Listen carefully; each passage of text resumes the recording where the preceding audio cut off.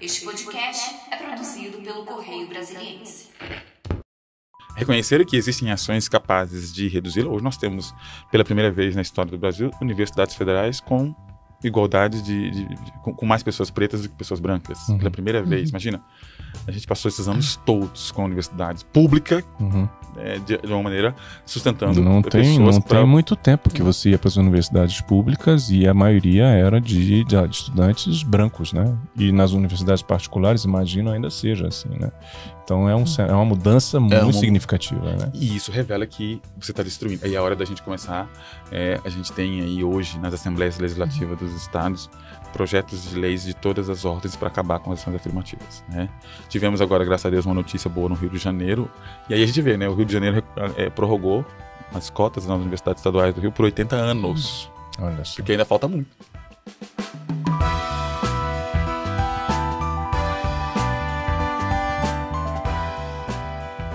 Olá, para você mais um podcast do Correio que hoje recebe o juiz Fábio Esteves, ele que é considerado uma das maiores lideranças negras do país, premiado inclusive pelo desafio, ele recebeu o prêmio Desafio Lideranças Políticas Negras e tem um trabalho muito bonito nessa área. Hoje pode puxar a cadeira que essa conversa interessa diretamente a você que vem às vezes da periferia e sabe como é difícil chegar lá.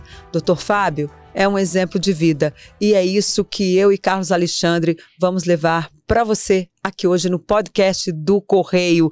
Muito bem-vindo, Dr. Fábio, é um prazer receber o senhor aqui. Obrigado, eu que agradeço o convite. Eu me sinto em casa, né? Durante algum tempo estava aqui com mais frequência por representar a magistratura do DF. E sempre fui muito bem acolhido aqui para a gente divulgar os trabalhos que tanto a associação desenvolvia à época, como os meus projetos pessoais no sentido de redução das desigualdades raciais ao redor do Brasil. Pois é, o senhor, como vice-presidente da Associação dos Magistrados do Brasil, o senhor vem num combate ao racismo dentro da magistratura e agora tivemos aí eleições onde 135 parlamentares negros conseguiram chegar na Câmara. Esse número é considerado positivo? Como é que o senhor avalia? Eu avalio como um número ainda muito tímido, né? Nós ainda estamos fechando esses números porque ainda tem muitas questões que precisam ser esclarecidas. Mas para mim é significativo, especialmente porque passei os últimos meses trabalhando como coordenador substituto da Comissão de Redução das Desigualdades Raciais no Processo Eleitoral do Tribunal Superior Eleitoral, junto com o ministro Benedito, que é o coordenador. E, primeiro, a felicidade de ter sido instalada essa comissão histórica, né?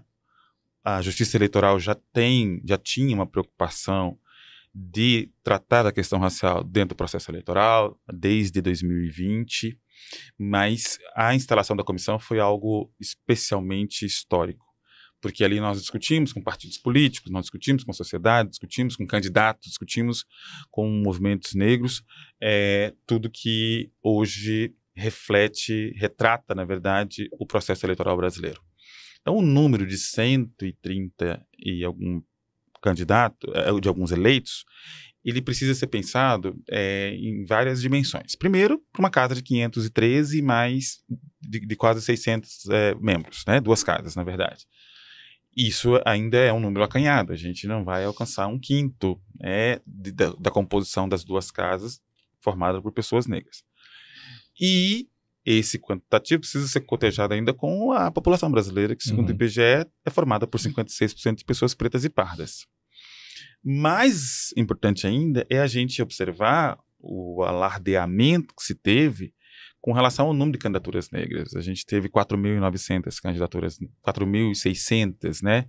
Foi o maior número de candidatos negros, ou seja, pretos e pardos, na história até o momento.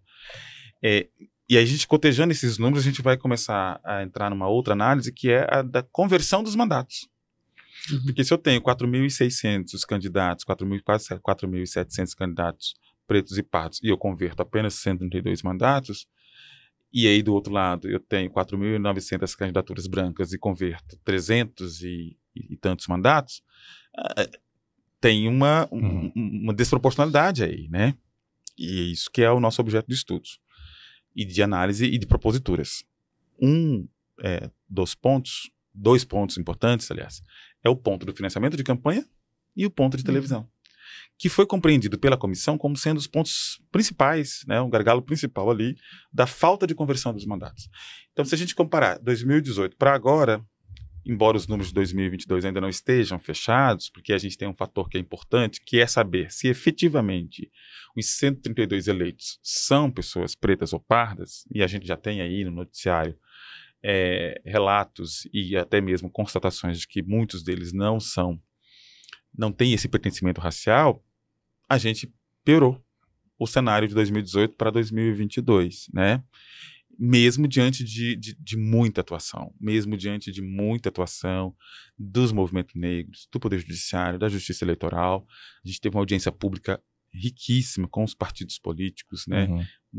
Um compromisso que foi assumido ali de financiar e incentivar candidaturas negras.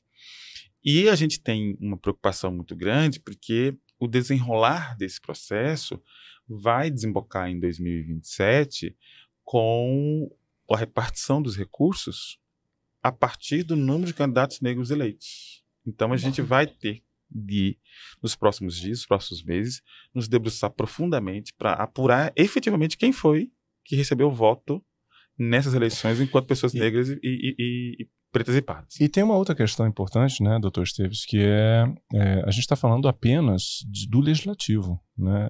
Se você for considerar outras eleições, outros cargos majoritários, principalmente, por exemplo, não me recordo aqui, Denise, você pode me corrigir, se existe algum governador eleito ou em segundo turno, ou indo para o segundo turno, agora efetivamente negro, né? Ou quantos seriam? E aí você começa a adotar aquele mesmo critério da proporcionalidade da população ou do número de candidatos. Quer dizer, na medida em que mais da metade da população brasileira é negra ou parda, presume-se que o número de governadores eleitos também seguiria essa margem. A mesma coisa em relação à presidência da República. Quer dizer, a gente pode se perguntar, até para colocar como meta, quando teríamos, por exemplo, um candidato negro à presidência da República, chegando eventualmente a um segundo turno. Ou um presidente negro eleito, como aconteceu nos Estados Unidos. Quer dizer, então veja como são questões profundas que merecem e precisam de não só de uma reflexão, mas de uma ação também, eu imagino. Exato. Os espaços de poder, a gente pode afirmar com toda a segurança, eles não são ocupados por pessoas pretas e pardas, né? No âmbito global dos poderes, legislativo, executivo, judiciário. O judiciário tem uma timidez um pouco maior. E sobre os governadores, eu já estou acompanhando de perto, até agora, teríamos 4 entre aqueles que foram eleitos e os que ainda estão em fase de ser eleitos, pessoas que se autodeclararam pardas, apenas 4, né, dos 27 que nós temos na federação. E nessa sua conta está incluído a CM Neto, nessa que minha conta inclusive tá incluído. Isso virou um motivo de debate. Virou. Né, lá na Bahia. Está. O ACM Neto está nessa minha conta, né? E aí, uma coisa que a sociedade talvez não compreenda e que parte de um setor que tem dificuldade em avançar nas questões raciais, eles nos questionam muito sobre o quando a gente coloca, mas fulano é ou não é negro, né? Fulano é ou não é preto ou pardo. O que a gente coloca é o seguinte: o pertencimento racial ele é uma questão subjetiva, faz parte das identidades, faz parte da subjetividade das pessoas, isso é inegável, né? E nós não vamos instituir um tribunal racial para dizer, a partir disso, se a pessoa deve se declarar, se ela deve se assumir preta ou parda ou branca. O que a gente precisa é estabelecer critérios objetivos para poder preencher os requisitos para as ações afirmativas. Isso é inquestionável. Porque senão daqui a pouco a gente vai ter, evidentemente, absurdos quando a pessoa que não atende absolutamente nenhum tipo de critério objetivo para uma ação afirmativa antirracista se colocando para ser beneficiário dela sem a menor condição e a gente não poder controlar isso, né? Então isso não tem nenhum sentido.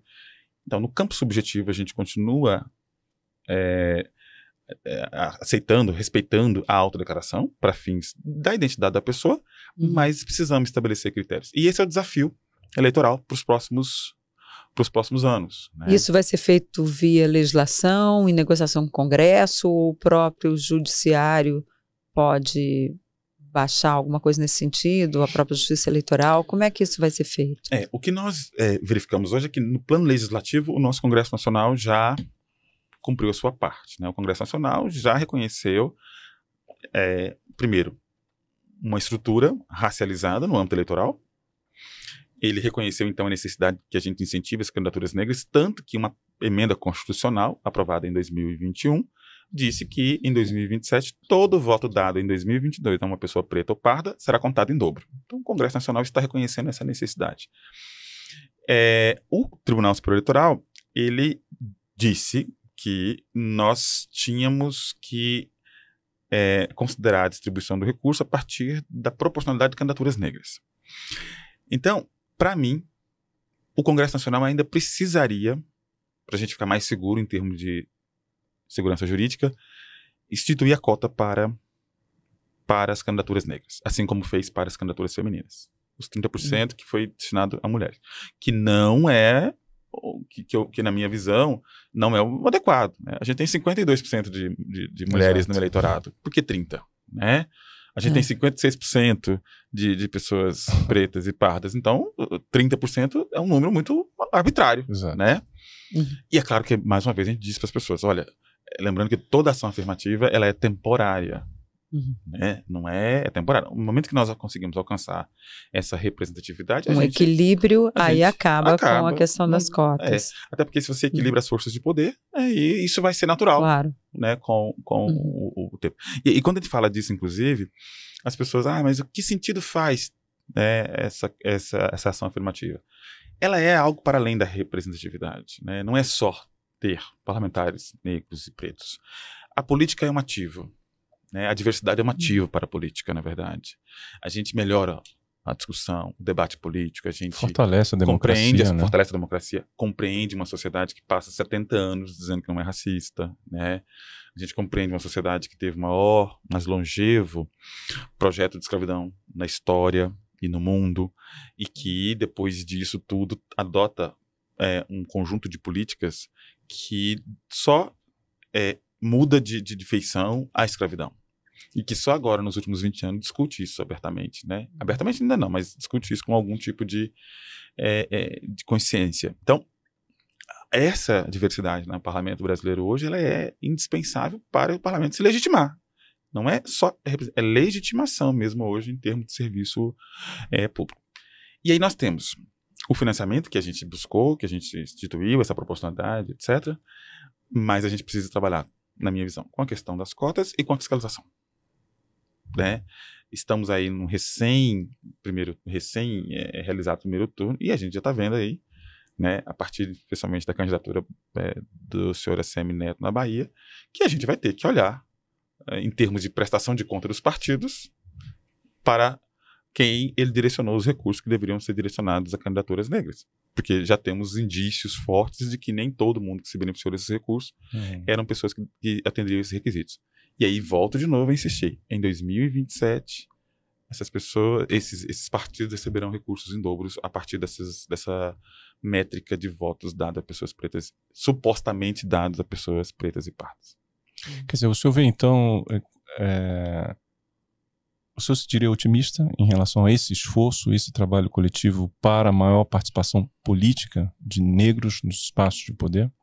Eu sou pessimista dentro de um conceito de pessimismo a longo prazo bem cheio de dificuldades, né? Por exemplo, nós não temos estudos ainda sobre quanto tempo levaremos para ter algum tipo de índice, mas o Conselho Nacional de Justiça tem para o campo da magistratura, e aí a gente pode fazer algum comparativo nesse sentido, para ver o tamanho do nosso desafio e o ritmo que a gente tem desenvolvido.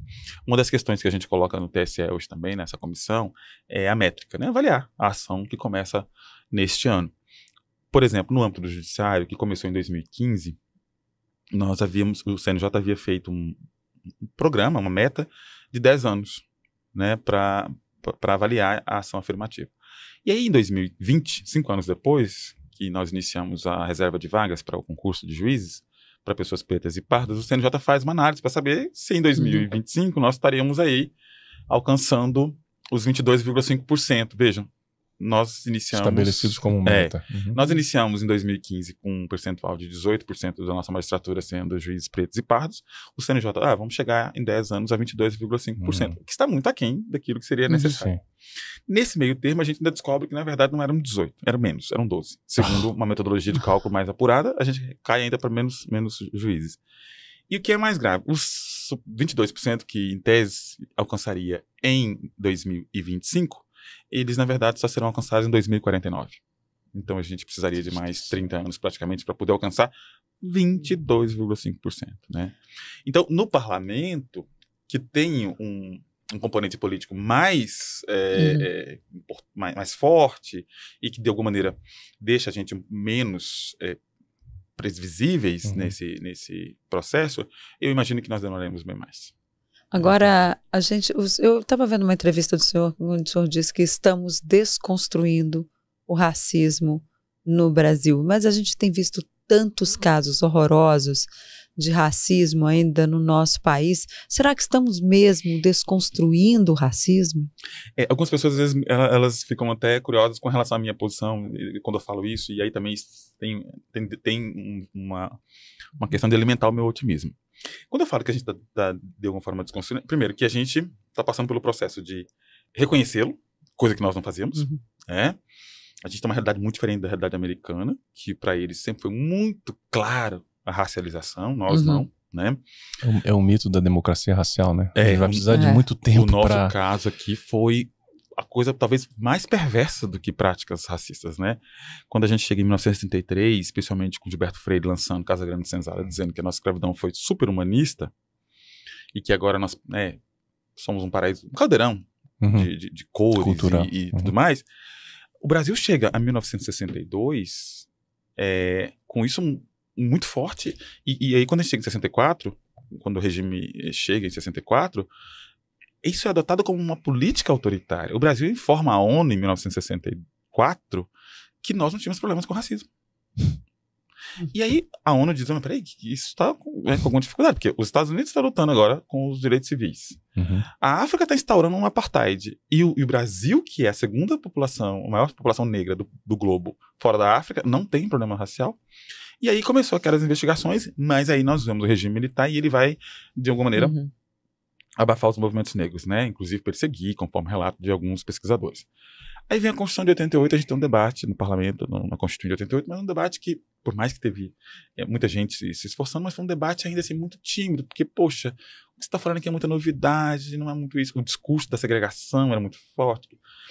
E, aliás, é importante constar que ainda vigia, na época da Constituição de 88, a Lei de Segurança Nacional, que foi revogada só em 2021, com um crime para aqueles que dissessem que nós tínhamos desigualdade racial. A gente teve isso no regime militar. Não podia nem falar, né? Não podia falar, porque era ato subversivo.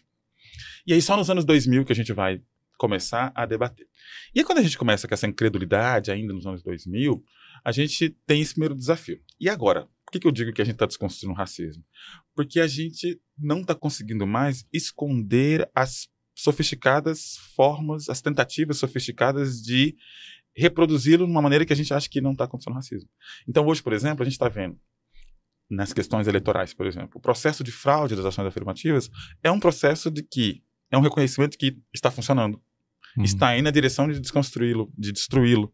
E aí as pessoas estão querendo, então,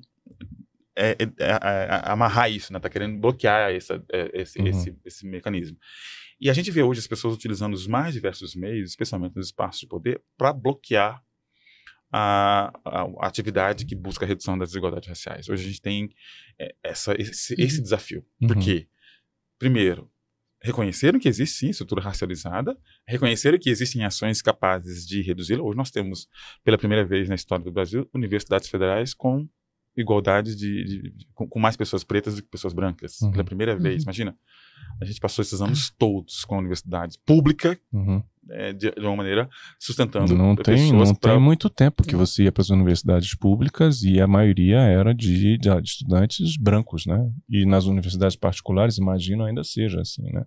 Então é uma mudança muito significativa, né? E isso revela que você está destruindo. Aí é a hora da gente começar. A gente tem aí hoje, nas assembleias legislativas dos estados, projetos de leis de todas as ordens para acabar com as ações afirmativas, né? Tivemos agora, graças a Deus, uma notícia boa no Rio de Janeiro, e aí a gente vê, né, o Rio de Janeiro prorrogou as cotas nas universidades estaduais do Rio por 80 anos, Olha só. porque ainda falta muito. E ainda aqui no Congresso está esse debate e ainda não conseguiram prorrogar, né? Nós estamos, inclusive, num A lei de momento cotas. muito sensível, num momento altamente sensível, especialmente depois da composição que teremos a partir de 2023, 2023, para a questão Qual racial. é a maior preocupação que o senhor vê Em relação ao próximo Congresso, em relação ao à próxima próximo legislatura? Congresso? Se for confirmada a composição do Congresso, da maneira como ela se coloca, e a partir daquilo que a gente consegue identificar ideologicamente desta composição, nós teremos, se não, e aí de maneira muito generosa, um bloqueio ou retrocesso na nossa pauta antirracista no Brasil. O senhor teme, então, um retrocesso? Sim. Em relação ao judiciário, porque a gente viu aí um aumento da bancada do presidente Jair Bolsonaro, em que a ministra Damares, a ex-ministra Damares, agora senadora eleita, ela chegou a dizer aqui ao CB Poder que essa questão do Supremo tem que ser debatida, tem que se avaliar o comportamento dos ministros. O senhor trabalha há 3 anos com o ministro Edson Fachin. Como é que o senhor avalia esse próximo Senado aí em relação ao Supremo Tribunal Federal? O Senado, pela Constituição, ele é a sede onde se processa os crimes de responsabilidades em desfavor de algumas autoridades da República, inclusive dos ministros do Supremo Tribunal Federal. Então, hoje não é possível a gente ignorar um debate, não é possível ignorar que o Senado, a partir dessa composição atual, e isso continuando, talvez continuando de uma maneira um pouco mais acentuada, vá reavivar esse tema, né? Um tema que foi muito colocado no início do governo Bolsonaro, especialmente chegando ali na véspera, nos momentos da pandemia, aquele tanto de pedidos de impeachment de ministros do Supremo Tribunal Federal e que, pela composição do Senado atual, eles foram recebidos com neutralidade e foram, de alguma maneira, conduzidos de uma forma que, penso eu, na próxima composição, pode ter um outro tratamento. Outro tratamento, né? Isso pelo discurso que quem foi eleito agora já anunciou em algum momento, ou que, se ideologicamente levar a sério aquilo que a sua bancada, de alguma forma, representa, vai sim tocar nesse tema, vai tocar nesse ponto. Que é um perigo sério, né? Que é algo muito sério. Isso não estou dizendo que, eventualmente, a gente não possa criticar e aperfeiçoar as instituições, de forma nenhuma. Só que a gente precisa saber os momentos que a gente faz isso, né? A gente sabe que, no momento atual, pensar em qualquer reformulação de qualquer instituição no Brasil não é no confronto direto que se reformula, né? Sempre com o diálogo. Exatamente. Assim como, por exemplo, hoje, imagino eu que a bancada que venha, ela vai se preocupar com defensorias públicas. Ou seja, no momento que nós estamos com a Defensoria Pública se consolidando no Brasil, se confirmar uma postura ideológica que a gente imagina que o grupo composto agora no parlamento, especialmente no Senado, venha a ter, a gente vai, e decidir reformular a Defensoria Pública, a gente vai ter um problema muito sério. Primeiro, porque é uma instituição que ainda está se consolidando. No momento em que a gente tem uma tensão nesse nível de direitos, especialmente de direitos humanos, a gente mexendo na Defensoria Pública, a gente está pedindo para um retrocesso. Então, a gente percebe muito que a instituição, no momento em, especialmente o Supremo Tribunal Federal, no momento em que ele se coloca como uma instituição que é tida no mundo inteiro como instituição contra-majoritária, e essa talvez não seja uma compreensão da sociedade, a gente precisa garantir que essa instituição tenha uma estabilidade, tenha toda a conjuntura que o Supremo Tribunal Federal tem hoje para poder, de fato, levar adiante qualquer tipo de investida contra os direitos fundamentais. Isso também afeta um dos pontos, um dos pilares, digamos assim, do regime democrático, que é a independência do judiciário, né? Quer dizer, você, na medida que você tem um movimento, forças querendo sobrepor, digamos assim, convicções políticas em torno do papel do judiciário, começa-se a caminhar, a trilhar um caminho muito perigoso, né? Porque onde vai se parar? né? Quer dizer, então, novamente, são questões fundamentais, essenciais da democracia brasileira, que estão, inclusive, estabelecidas na Constituição, e você vê determinadas forças políticas querendo tratar isso de uma forma, eu diria, temerária, muito temerária, para dizer o mínimo, né? E a gente tem um exemplo muito importante, que foi a atuação do ministro Fachin à frente do TSE. Por mais que tenha sido um período muito curto, né, fevereiro a agosto, o tanto que uma atuação muito firme, uma atuação em que coloca a justiça eleitoral como uma justiça que não só que administra as eleições, mas que teve um papel político muito forte, né, e o ministro teve que se colocar dentro dessa condição, resultou nas eleições que a gente teve agora completamente organizadas, seguras, livres. Exemplares, né? Nesse sentido. Eleições exemplares. E aí uma coisa que é importante, a gente não pode esquecer que hoje o Brasil, ele não só é um exemplo para a América Latina, né? A gente ouviu os observadores, eu tive a oportunidade de acompanhar agora os observadores que estiveram aqui acompanhando as nossas eleições, e eles estavam extremamente apreensivos, porque disseram que se dessem certo, seríamos exemplos para o resto da América e para o mundo. Se dessemos errado, a mesma coisa. Então o Brasil não pode dar errado agora. O Brasil não pode dar errado nesse processo, e não pode, voltando ao assunto da questão do Supremo Tribunal Federal, não pode transigir absolutamente em nada agora. Por quê? Porque o resto da América está passando por isso. Nós tivemos aí cortes supremas sendo destituídas assim, de maneira muito abruptas, né? El Salvador, tem um problema na Guatemala hoje, o México está com um problema sério com a justiça eleitoral mexicana, tivemos aqui a Bolívia prendendo juízes eleitorais do Tribunal Superior Eleitoral. Venezuela também teve Venezuela, a gente tem todo esse processo também de deposição ou seja, e aí nisso é importante a gente dizer que a presença desses tribunais, esse contraponto majoritário, ele é fundamental para a gente garantir a democracia no aspecto substancial daquilo que a gente entende, né? As maiorias têm o direito de elegerem seus representantes, eles têm limites para atuar. Eu queria entrar um pouquinho na sua história, como eu disse aqui no início do programa, para você que está aí nos assistindo, a sua história é muito interessante e um exemplo, especialmente para os jovens da periferia. O senhor estudou numa escola rural? Foi assim que o senhor começou, doutor Esteves? Foi, né? Eu costumo dizer que minha família, eu sou produto de uma família tipicamente brasileira. Preta, pobre e do interior, enfim. O senhor é do Mato Grosso do Sul, certo? Sou mato-grossense.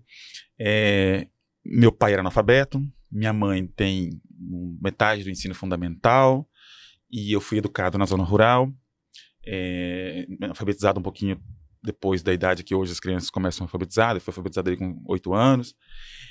Morei na escola, né? Há pouco tempo atrás, revendo a minha história com a minha família, descobri, inclusive, as professoras que moraram com a gente na escola. Eu morei na escola por 8 meses. Qual era o nome da escola? A escola continua o mesmo nome, na verdade. Escola Municipal Pedra Branca. Pedra Branca. E o senhor saía da fazenda, ia para a escola e... A escola era também na fazenda, mas distanciava de 23 quilômetros. E aí chegou um momento que meu pai não tinha mais condição de nos levar, porque não tinha carro, não tinha... A gente usava muito trator. E a pé, ou de trator? Voltar era sempre a pé. Meu pai falava assim, eu tenho que levá-los. Eu tenho que botá-los lá no horário. Dava 23 quilômetros. Eram 23 quilômetros pra gente ir pra escola, e meu pai levava a gente 10, a professora pegava e botava a gente numa carroceria, tipo pau de arara nos anos 90 aqui. Sim. E nós íamos mais 13 quilômetros com ela. Na volta ela deixava a gente ali, e os outros 13 a gente fazia a pé. E chegou um momento que não tinha mais como. Aí meu pai levou a gente para morar na escola, juntou 2 professoras, pediu para que elas cuidassem dos meus irmãos e eu, e aí aos 10 anos nós saímos de casa, moramos na escola 8 meses e voltávamos a cada 15 dias. Então a educação foi muito fundamental nesse processo, e depois a gente foi para a cidade, eu fui estudar escola pública, eu fiz escola pública até terminar o ensino médio e fui para a universidade. Aí o senhor foi para onde? Qual cidade que o senhor Chapadão do Sul. Chapadão do Sul. E lá o senhor terminou o ensino médio? Terminei o ensino médio. Antes de terminar o ensino médio, eu queria ser juiz. Antes do senhor continuar, eu queria só saber, nesse momento, como é que foi essa determinação para estudar? Foi uma vontade sua ou tinha alguém da sua família que insistia muito, que dizia, não, Fábio, você precisa ir para a escola? Como é que foi isso? Meu pai, que era analfabeto, mas tinha educação como um valor. Meu pai abriu mão de tudo. Meu pai abriu mão de um emprego de 11 anos, meu pai abriu mão da nossa convivência, porque ele mandou a gente morar na escola. Meu pai deixou a fazenda para mudar para a cidade. Ele fez tudo para que eu estudasse, né? E ser o primeiro. né? Os filhos do meu pai foram os primeiros, porque os meus primos da nossa idade foram para a roça. Então a gente foi os primeiros ali. Então a gente não tinha referencial de ninguém. Entendi. Era dele, que era um homem analfabeto. Então, continuando. E aí a gente foi. Meu pai mudou para eu estudar. Queria que eu fosse administrador de fazenda, mas ele queria que eu fosse formado. Também matriculou numa escola agrícola. Ele acabou falecendo antes disso, aí eu acabei não indo. E aí, quando eu cheguei no ensino médio, eu falei, eu quero ser juiz, eu acho que eu preciso ser juiz, né, pelo meu pai. E de onde veio essa coisa, eu preciso ser juiz? Eu acho que, porque, como eu disse, né, a típica família brasileira, ela é uma família subalterna, né? Minha mãe trabalhou 11 anos sem receber salário. Que era esposa do capataz. As pessoas achavam que era natural. Que era uma pessoa só natural, trabalhando. Que assim, nós estávamos a serviço. E assim, nas outras fazendas, os meus primos também trabalhavam sem ganhar. As minhas tias trabalhavam sem ganhar. Era o meu tio que recebia e parecia que toda a família estava ganhando. Né? A minha mãe trabalhou 11 anos cozinhando para os peões, lavando roupa dos peões, cuidando da casa, da sede. E não era um serviço particular. Doméstico, assim, cuidando do meu pai e da gente. Não, minha mãe cuidava da fazenda, minha mãe também contribuía com o cuidado da fazenda. E aí a gente sai dessa fazenda sem registro na carteira, meu pai trabalhou esses anos todos sem registro, sem contribuição previdenciária, sem nada, e nós passamos o tempo todo lá achando que o dono da fazenda era Deus na terra. Né? Tamanho era a subalternidade, tudo aquilo, né? Meu pai não foi muito ousado em levar a gente pra escola, essa coisa toda, tudo. E aí a gente saiu, foi pra cidade. Eu fui morar numa cidade que era uma cidade que a nossa adaptação foi difícil, como a única família negra, a segunda família negra que chegava ali, né? A nossa adaptação foi bastante difícil. A gente ali, minha mãe empregada doméstica, e eu me lembro da minha mãe às vezes chegar em casa triste porque tinha que revistar a bolsa antes de ir embora da casa da patroa. E a gente está falando dos anos 90, né? A gente está falando de 1991, né? Ou seja, não é uma época distante, é agora. Né? A gente no supermercado sendo seguido, né? Quando eu estava com meus irmãos e tal. E aí, quando eu começo a ler aqueles manuais de profissões, eu quero algo que de alguma forma resgate isso. E aí foi intuitivo também, né? Eu falei, eu quero ser isso. Nem entendia muito bem o que dizia naquele manual que era publicado antigamente. E aí eu passei os 12 anos seguintes fazendo isso. Fui para a universidade pública e depois eu vim para... Só estudou em Mato Grosso do Sul mesmo? Estudei em Mato Grosso do Sul mesmo. Lá? Universidade Estadual do Interior, também muito precária. Da minha escola rural para a universidade, não teve absolutamente nenhuma diferença em termos de qualidade. Esse seu relato me lembra muito me lembrou um romance que certamente talvez o senhor já deve ter lido, que é Torto Arado, né? Torto Arado. Que conta exatamente uma vida de fazenda e todo esse esforço, inclusive, ligado à educação, à vontade das duas irmãs, né? De uma delas de querer ir para a escola. O senhor chegou a ler o livro? Qual foi a sensação? O livro ele é muito biográfico, digamos assim, né? Pro meu pai, na verdade. Sim. É muito, muito, porque eu não consigo até hoje compreender como que meu pai, que foi um jovem, um adolescente que minha avó deu ele para os outros. Meu pai não teve família. Aliás, a família que meu pai teve foi dos meus tios, irmãos da minha mãe. Meu pai não estudou, meu pai não teve com quem, não teve junto de gente estudando. E aí é um homem que, de alguma maneira, entende que a educação é o que nos salvaria. E ele deposita isso em mim, de alguma maneira, né? E tanto que hoje eu repito muito, né? Eu falo assim, gente, os filhos realmente é a continuidade dos pais em outra pessoa. Ele faz só que muito natural também, meu pai era muito carinhoso, assim, então ele faz isso, mas assim, de uma maneira que eu me emancipasse muito naquilo, né? E aí foi isso, a trajetória seguinte, todas as vezes que os desafios se avolumavam, etc., era muito meu pai. Ele morreu quando eu tinha 11 anos, né? E aí eu fui para um programa de menor carente. Nesse programa menor carente tinha incentivos para a gente estudar também, isso conta muito, né? E aí era um programa de um banco. Eu passei, eu costumo dizer que, e eu acho que isso é muito característico da minha escolha, né? Em 1992 eu usava um crachá escrito menor carente. Nossa. Eu usei por 6 anos quase esse crachá. E aí na época era, poxa, imagina hoje você botar um adolescente, uma placa dizendo... Com uma placa quase na que você é menor carente. Menor carente. Ou seja, que você está aqui porque a sua condição social é de pauperismo. Então, assim, e a própria seleção para o projeto, né? Hoje eu sou grato ao projeto, mas assim, como era naturalizado, algo que, assim, o estigma, desumanizador. Né? Discriminatório, super, no caso. Né? Então, o critério era, olha, vai passar quem é o mais pobre. E eu tirei o primeiro lugar. né, nesse exame. E eu fiquei por esse programa durante alguns anos. Depois eu fui para a universidade. Chegando à universidade, me reforçava ainda mais essa coisa de ser juiz, porque eu ingressava num ambiente completamente de não pertencimento, né? Eu cheguei na universidade do interior, eu fui a 5ª turma, então nós éramos 200 estudantes de direito. E era só esse curso que tinha lá. Nós éramos 2 negros na universidade. No 3º ano teve uma coisa muito engraçada. O juiz da comarca, ele foi na faculdade e pediu 2 estagiários. E ele pediu os 2 negros. Que nós estávamos no 3º ano na época. E nós não tínhamos roupa. E ele comprou do bolso dele e nos deu as roupas pra gente fazer o estágio lá no fórum. Que hoje é meu amigo, o doutor Aloysio, é juiz do Tribunal de Júri de Campo Grande, da capital. Mas ele tirou do bolso pra comprar a roupa pra gente acessar o fórum. Então, quando as pessoas hoje falam assim, mas essa coisa da cota, etc. Na época não tinha ainda pra gente. Eu falo, fulano, você não tá entendendo. As pessoas não têm roupa pra ir fazer o estágio. Não é entrar na universidade. Né? E na universidade, o fato de serem só 2 negros, havia o preconceito, a discriminação? Como é que foi o seu período na faculdade? A gente tem, né, aquela coisa do humanismo, né, o racismo humanista no Brasil, né, que é aquela coisa assim, olha, eu te trato bem, você é legal, você é meu amigo, mas ponto, né? E aí, claro que em algum momento isso tem as escapulidas que a gente diz, né? Eu, por exemplo, na faculdade, eu era um aluno que, como eu já estava me preparando para ser juiz, eu era muito estudioso, eu estudava muito, eu queria muito aquilo, antecipava, eu ia para minha aula preparado para a aula e tal. Então eu tinha muito problema com os professores que não eram bons professores, né? Eu tinha problema com os professores que estavam ali.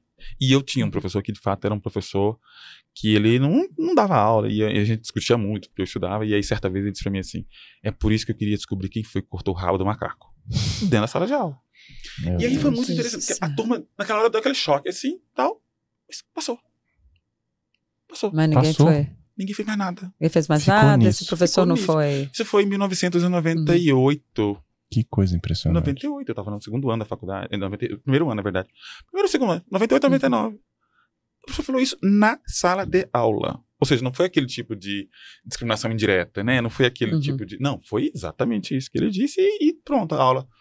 A gente ficou aquela hora assim, todo mundo regalou o olho, mas a aula tocou. E aí não teve coordenação, não teve nada. E ele continuou até eu sair da universidade. E continuou me perseguindo, inclusive. Porque eu terminei a minha conclusão de curso, meu trabalho de conclusão de curso, 1 ano e meio antes. Porque eu já estava pronto para poder ir embora de lá do interior para continuar estudando para magistratura. E aí eu fui lá, fiz um requerimento, olha, eu queria apresentar a minha monografia. Já está pronta, né? Aí ele, não, a gente não tem estrutura para apresentação de monografia 1 ano antes. Mas qual é a estrutura? Se você tem monografias dos formandos, né? É chamar uma pessoa de fora, porque eu tinha meu orientador, tinha o... Não, depois ele fez eu esperar 1 ano e meio para apresentar a monografia. 1 ano e meio.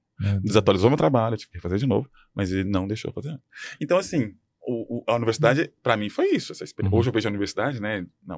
Mas foi uma prova de resiliência, né? Eu consigo. Agora, hoje, doutor Esteves, o senhor, dando continuidade a essa sua paixão pela educação, o senhor desenvolve, como a gente comentou no começo, atividades pessoais no sentido de ajudar pessoas que também estão em condição desfavorável e estão ligadas à educação. Quais são os trabalhos que o senhor está desenvolvendo? Isso. Eu me lembro, em outubro, estou fazendo agora 16 anos, em outubro de 2006, eu estava ali preparando para as últimas fases do meu concurso. Eu não gosto de promessa, né? Já dizia um pedaço do muro de Berlim que estava lá caído, a frase que dizia, um dito que dizia, chega de ação, queremos promessas. Aí as pessoas, é isso mesmo, mas depende da promessa, né? Então, acho que foi a única promessa da minha vida. Eu disse, olha, se eu passar no concurso, eu quero fazer algo de volta, eu quero retribuir, né? E claro, tem que ser algo ligado à educação em homenagem ao meu pai. Então, logo em seguida que eu passei no concurso, eu comecei a desenvolver um projeto de educação em direitos, mas um projeto muito crítico, um projeto bem emancipador, etc. Passamos 3 anos escrevendo o projeto, buscando parcerias, etc. Em 2010, então, o projeto foi para a rua, para a escola, melhor dizendo, que é especialmente voltado para jovens de periferia, e ele dá uma noção da pessoa sobre qual é o lugar dela no mundo. Então, não é ensinar artigos de lei, não é ficar lendo a Constituição. Não, o seu lugar no mundo é definido a partir dos direitos que você tem. Então, se você quer um outro lugar no mundo, ou quer proteger o seu lugar, você precisa conhecer as ferramentas dentro do direito que são à sua disposição. E é um projeto muito lindo. A gente discute 55 direitos a partir daquilo que a pessoa vive ele é organizado dentro de uma linha de desenvolvimento da pessoa. Então, lá no nosso projeto, a gente leva para a escola. Qual é o nosso primeiro tempo de vida? Nosso primeiro tempo de vida é existir. Então, tem direito à vida, a uma família, direito à saúde, direito à moradia, direito à comida. Essas coisas simples que as pessoas entendem. Peraí, eu tenho 12 direitos que eles são indisponíveis, né? Depois, qual é o nosso segundo tempo? Infância, aí a gente discute isso. Terceiro tempo, a nossa adolescência. A gente vai discutir bullying, vai discutir quando a pessoa sai de casa para o mundo, né? Vai discutir o ambiente da discriminação.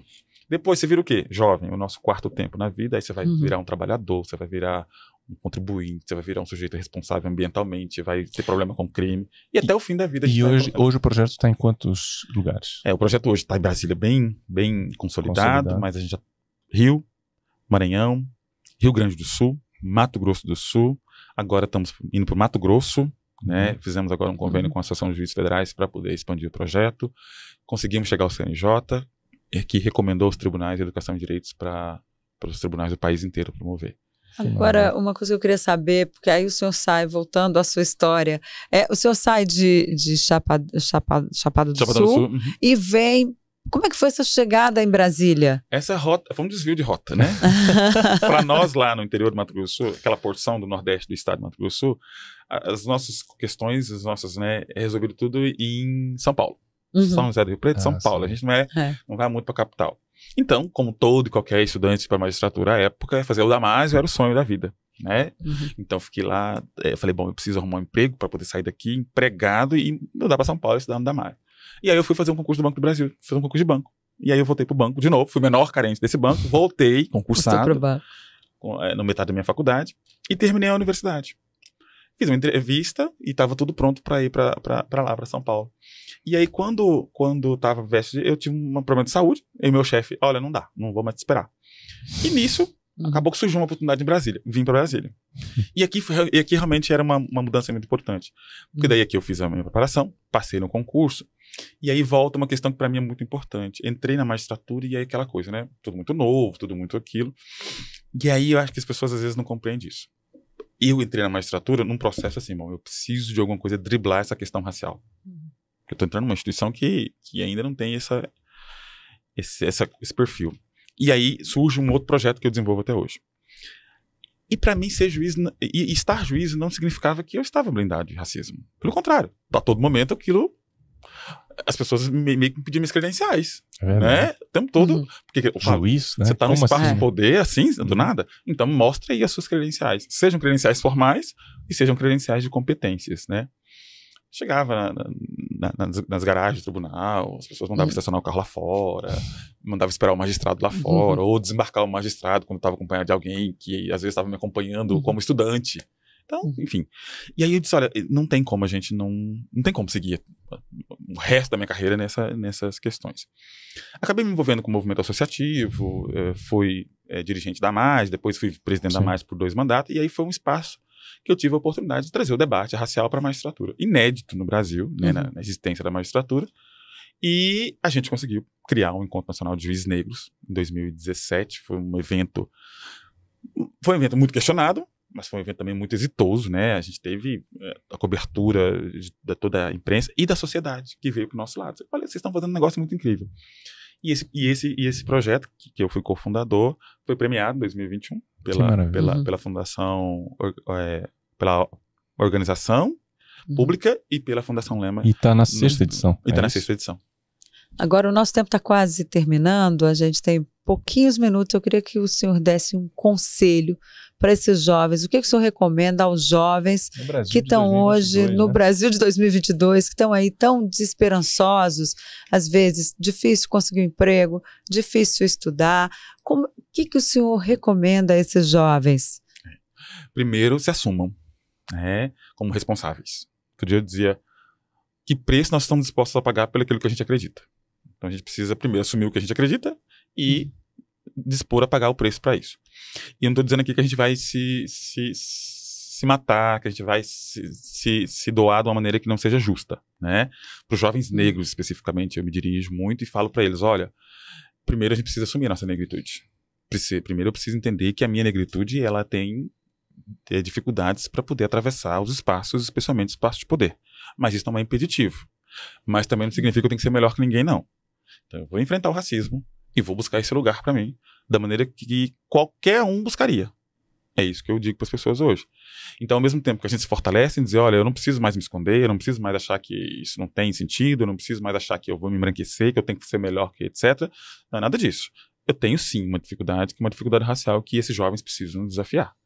E ela vai ser desafiada com luta, com conhecimento, vai ser desafiada com mais um trabalho que a gente vai ter que desenvolver, não só por nós, mas pelos nossos, e acreditar nisso, pagar o preço para isso, né? Só que esse preço tem que ser pago exatamente como o meu colega não negro, não pardo paga. E aí a gente vai conseguir chegar lá. Ok, doutor Fábio Esteves, muito bom receber o senhor aqui, muito obrigada pela sua presença e já fica o convite para o senhor voltar ao podcast do Correio. Eu que agradeço. Mais um podcast, né, Carlos Alexandre? Com certeza. E muito bom, foi uma lição, acho que para você também, que nos assistiu, que sirva de exemplo nesse Brasil que precisa tanto de educação e resiliência. O podcast do Correio fica por aqui. Até a próxima!